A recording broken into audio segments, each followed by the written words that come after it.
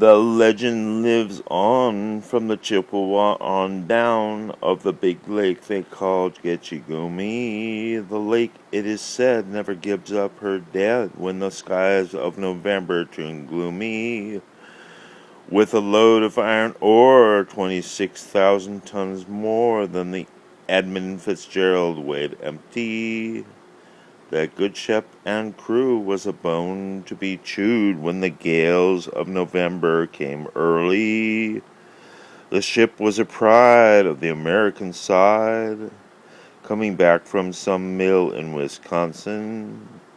As the big freighters go, it was bigger than most, with a crew and good captain well seasoned, concluding some terms with a couple of steel firms when they left fully loaded for Cleveland. And later that night, when the ship bell rang, could it be the north wind they'd be feeling? The wind in the wires made a telltale sound, and a wave broke over the railing, and every man knew, as the captain did too, 'twas a witch of November come stealing.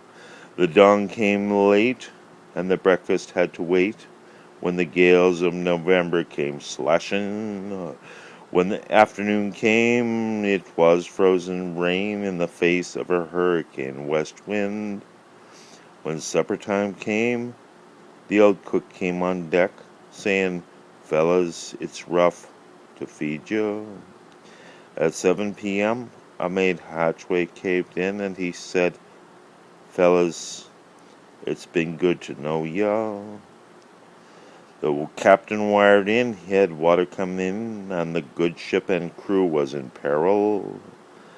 And later that night, when his lights went out of sight, came the wreck of the Edmund Fitzgerald. Does anyone know where the love of God goes when the waves turn the minutes to hours? The searchers all say they'd have made Whitefish Bay if they'd put 15 more miles behind her.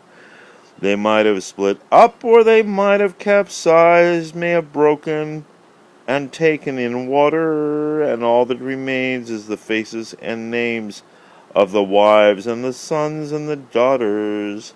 Lake Huron rolls, Superior sings in the rooms of her ice-water mansion.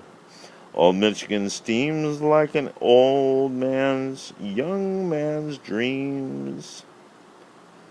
The islands and bays are for sportsmen, catch a fish.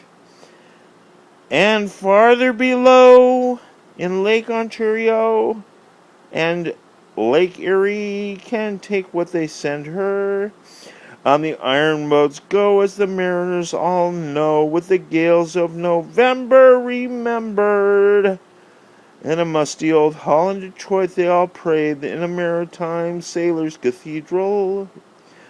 The church bell chimed till it rang 29 times for each man on the doomed Edmund Fitzgerald. The legend lives on from the Chippewa on down of the big lake they called Gitchigumi. Superior, they said, never gives up her dead when the gales of November come early. God rest their souls.